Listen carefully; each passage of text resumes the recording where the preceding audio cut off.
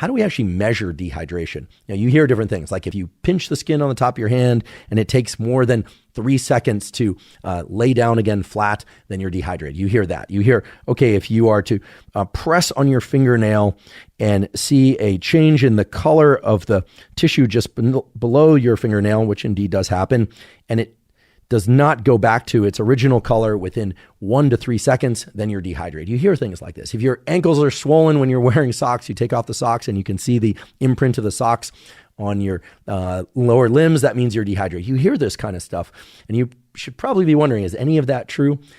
To some extent, it is true, although it can vary quite a bit by how old you are, whether or not the skin on the top of your hand tends to be looser or not, depending on whether or not you're leaner or not. So in other words, those are not absolutely objective measures of dehydration.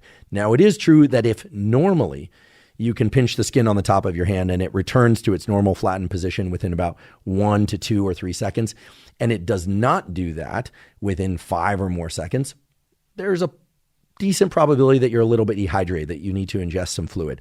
Or that if you press down on your nail and you see the depression causes a transition from kind of a pink color to a white color, and then you release and it doesn't go back to its original pinkish color within a few seconds, well, then there's a chance that you're dehydrated. But again, these are not perfect measures of dehydration.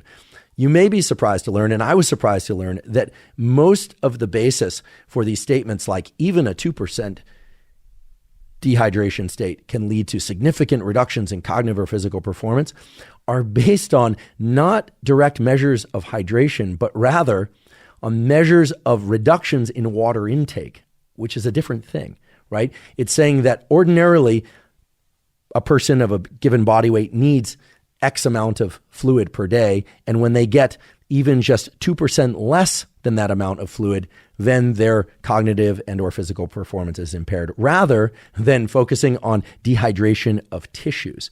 Okay? Now, that might seem like a subtle distinction, but it's actually a meaningful distinction when you think about it. However, it's a meaningful distinction that we can leverage toward understanding how much water or fluid we need to drink each day. Now, there we can really point to some solid numbers that, believe it or not, are fairly independent of body weight. Now, I say independent of body weight, I'm referring to the amount of fluid that most healthy adults need at rest. What do I mean by at rest? I mean when not exercising and when not in extremely hot environments. So I'm leaving aside you desert ultramarathoners or people that are doing any kind of movement or living in environments that are very, very hot. Here I'm mainly referring to people that live most of their daily life in indoor environments.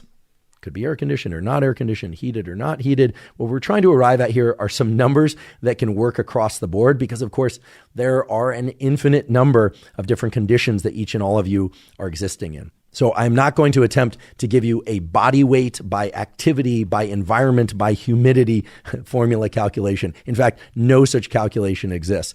However, there are formulas that can put you into very stable frameworks. That is, levels of water intake for periods of rest when you're not exercising and for when you are exercising that will ensure that you are hydrating, with the one exception being if you are exercising or if you are living in very, very hot conditions and you're not heat adapted to those conditions. So what are those numbers? In other words, what is the answer to the question of how much fluid do we need each day? And here I'm referring to fluid. I'm not distinguishing between water, caffeinated beverages, soda, tea, and so on. I'll discuss that in a moment.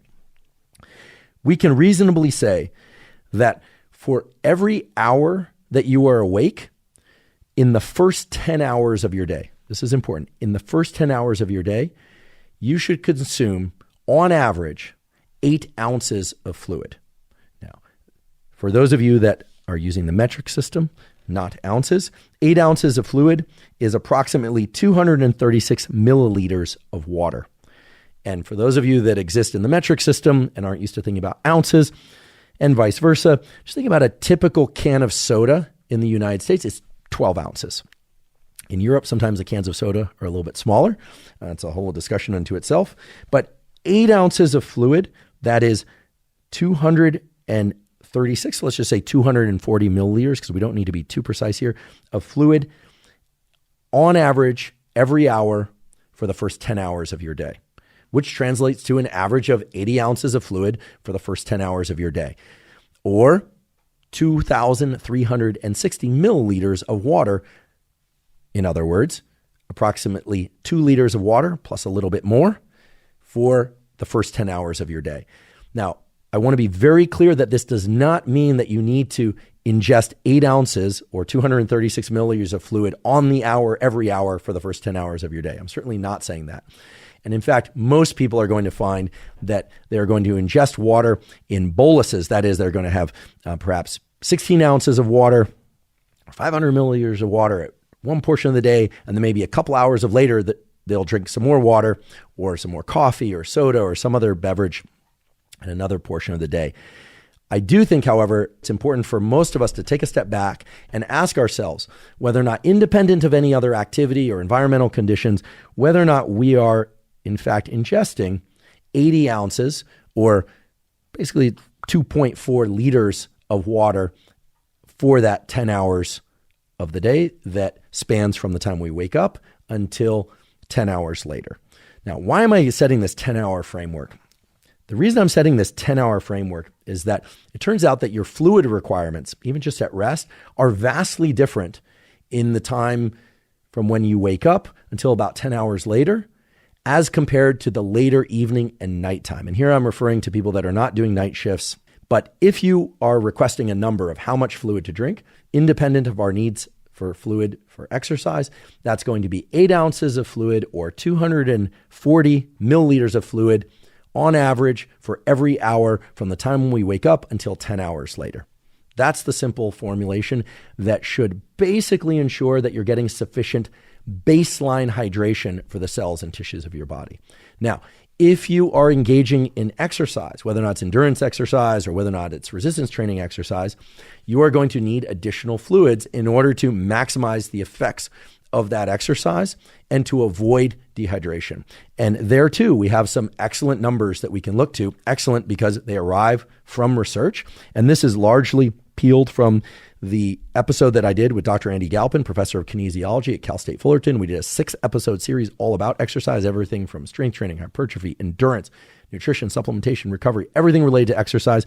You can find all of that at hubermanlab.com. And one of the components of those episodes that was discussed, but that some of you may have not heard, is that there is a simple formula for how much fluid to ingest on average. Keep in mind, this is on average when you're exercising. And I refer to this as the so-called Galpin equation. The Galpin equation states that you should take your body weight in pounds, divide that by 30, and that will give you the number of ounces of fluid to ingest every 15 to 20 minutes on average while exercising. Okay? Your body weight in pounds divided by 30 equals the number of ounces of fluid to consume on average every 15 to 20 minutes. When I say on average, what I mean is it is not the case that you need to stop every 15 or 20 minutes and consume that volume of fluid. You could sip it from moment to moment. You could wait half an hour or an hour and then consume a larger bolus of fluid, a larger amount. Although it is recommended for performance sake that you sip or consume beverages fairly consistently throughout your training. One's ability to do that is going to depend on a number of things like gastric emptying time, whether or not the particular exercise you're doing, whether or not it's running or jumping, is compatible with ingesting fluid on a regular basis, or whether or not you need to do it at different intervals than every 15, 20 minutes. Maybe it's every 5 minutes, maybe it's every half hour. You have to adjust for you. But if you were to take the hour of exercise or the half hour of exercise or the 3 hours of exercise and ask how much fluid to ingest, it's going to be that Galpin equation of body weight in pounds divided by 30 equals the number of ounces for every 15 or 20 minutes. And of course, I can already hear screaming from the back, what about for those of us who follow the metric system? And there's a simple translation of the Galpin equation, which is that you need approximately 2 milliliters of water per kilogram of body weight every 15 to 20 minutes. Again, the Galpin equation converted into the metric system is going to be 2 milliliters of water per kilogram of body weight every 15 to 20 minutes on average. I'm sure a number of you are asking whether or not hydration prior to exercise is also important. It absolutely is. And if you follow the numbers that I talked about before, approximately 8 ounces or 240 milliliters of fluid intake per hour in the first 10 hours of waking. That should establish a good baseline of hydration heading into exercise, which then prompts the next question I often get, which is the amount of water that needs to be consumed according to the Galpin equation during exercise on top of or separate from, that is, does it replace the amount of fluid that one needs at a basic level, that 8 ounces or 240 milliliters? And there, the answer sort of goes both ways. I think if you're going to exercise, then obviously follow the Galpin equation in some way. Again, you don't need to be ultra specific about this. These are ballpark figures that will ensure hydration. So we've set them a little bit higher perhaps than needed to ensure more hydration rather than less. But basically, the short answer is if you're exercising for about an hour, most people are exercising for an hour or two, probably not more than that. Most of my workouts are, certainly the resistance training workouts, last about an hour. Well, then you can replace the 8 ounces or the 240 milliliters of water that's required at baseline with what you consume according to the Galpin equation during that bout of exercise.